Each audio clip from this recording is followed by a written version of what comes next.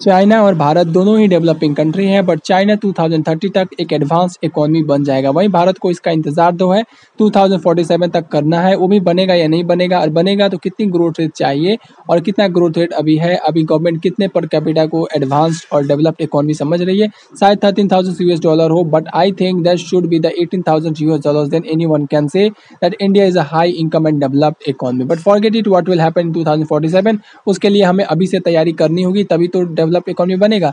तो उससे पहले अभी चाइना जो है तेजी से आर्थिक समृद्धि के रास्ते पर बढ़ रहा है, एक्सपोर्ट से दुनिया में तहलका मचाए हुए है, यूएस की इकोनॉमी को भी बीट करने के लिए तैयार है। इसलिए अमेरिका ने भी जो है वो चीन से काफ़ी ज़्यादा परेशान है, काफ़ी चिंता में है। इसलिए तो भारत से उसने हाथ मिलाया है।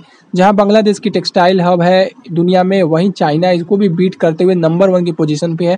टेक्सटाइल एंड अपैरल में $320 बिलियन का यूएसडी एक्सपोर्ट करता है चाइना, जो नंबर 1 की पोजीशन पे बरकरार है। भारत भी अपने टेक्सटाइल एक्सपोर्ट को बढ़ाना चाहता है, जो कि बेयरली बांग्लादेश के आसपास ही है, $38 बिलियन के आसपास है, जो कि बांग्लादेश से भी कम है।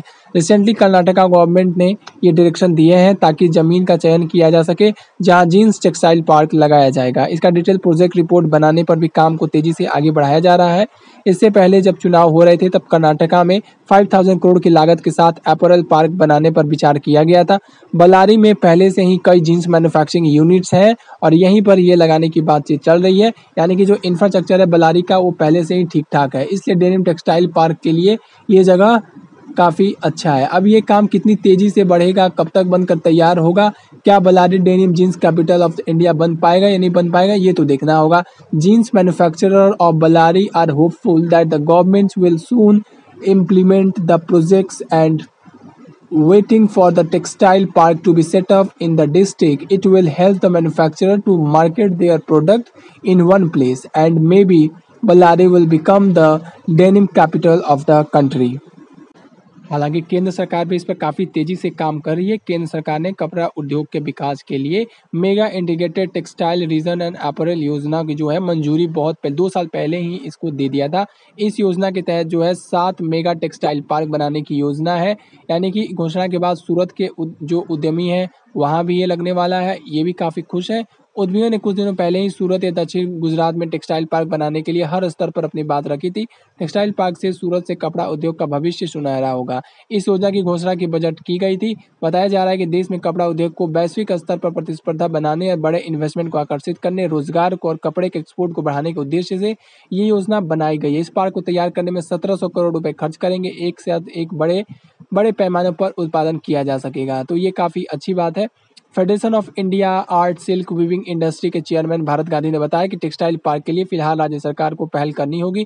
हमने राज्य सरकार से बात की है। गुजरात के सूरत या दक्षिण गुजरात में 1000 एकड़ की ज़मीन की ज़रूरत है। पहले इसकी व्यवस्था करनी होगी। एक राज्य में एक ही पार्क मिलेगा, ऐसी भी चर्चा है। ऐसे में अहमदाबाद हमारे लिए प्रतिस्पर्धा बन सकता है। एक ही स्थान पर सभी प्रकार की व्यवस्था होगी, तो ये काफ़ी अच्छी बात है।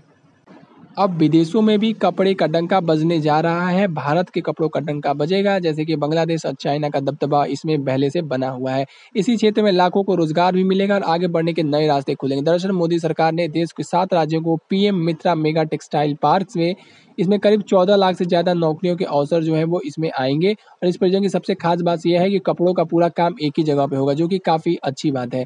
प्रधानमंत्री नरेंद्र मोदी ने भी इसकी जानकारी दी थी। और ये पार्क जो है तेलंगाना, तमिलनाडु, महाराष्ट्र, कर्नाटका, यूपी, गुजरात और एमपी में स्थापित किए जाएंगे।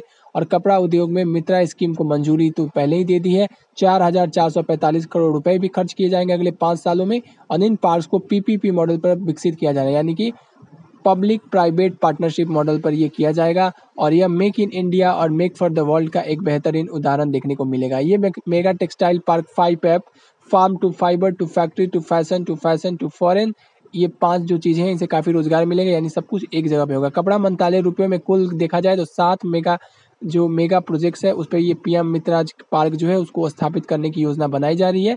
अपैरल एक्सपोर्ट प्रमोशन काउंसिल के जो चेयरमैन है उन्होंने भी कहा कि पीएम मोदी का एक अनूठा अवसर प्रदान करेगा पीएम मित्रा के तहत बने हब में कई रुई की कताई, धागे की बुनाई, उसकी रंगाई, कपड़े बनाना, कपड़े की छपाई, सिलाई सब एक जगह पे होगी और इसे दुनिया भर के मार्केट में एक्सपोर्ट भी किया जा सकेगा। तो ये काफ़ी अच्छी बात है। अब इस तरीके से चाइना में पहले से ही बन चुका है, इसलिए चाइना इस तरीके से इतनी तेज़ी से ग्रोथ कर गया और भारत के पास भी वो मौका है ग्रोथ करने का। और टेक्सटाइल इंडस्ट्री में अभी भारत को काफ़ी अच्छा है, क्योंकि हमारा जो एक्सपोर्ट है वो काफ़ी कम है और चाइना $320 बिलियन का है। इसका मतलब मार्केट काफ़ी ज़्यादा है और यूएस में काफ़ी ज़्यादा ये सेल आउट होता है, तो यूएस के साथ चाइना के रिश्ते खराब है, तो इसका फ़ायदा भारत को मिल सकता है।